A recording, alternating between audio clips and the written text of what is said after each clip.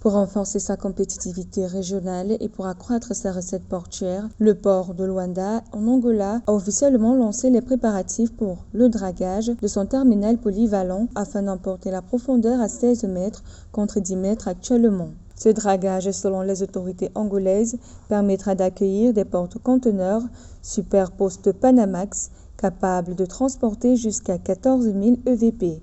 Par ailleurs, la zone de 192 000 mètres carré du terminal sera optimisé pour la manutention de conteneurs à haute densité et équipé de technologies et de systèmes informatiques de pointe. Déjà, sur le plan infrastructurel, l'Angola investit énormément pour la modernisation de ses infrastructures portuaires. Je pense ici notamment au port de Luanda, je pense également au port de Lobito qui constituent les principaux fleurons de ce pays sur le plan portuaire. Le coût du projet est estimé à 250 millions de dollars.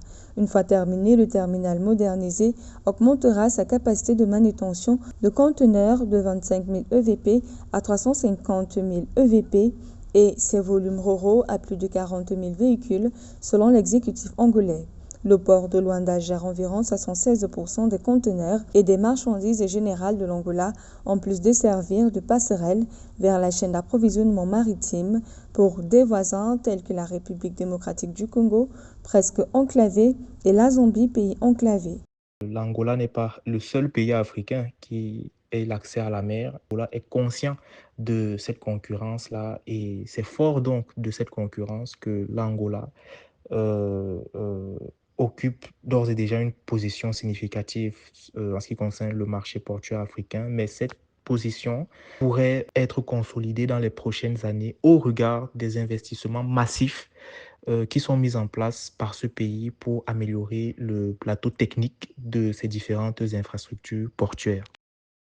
De meilleures installations d'import-export et une meilleure infrastructure de chaîne d'approvisionnement sont stratégiquement vitales pour la zone de libre-échange de la communauté de développement de l'Afrique australe.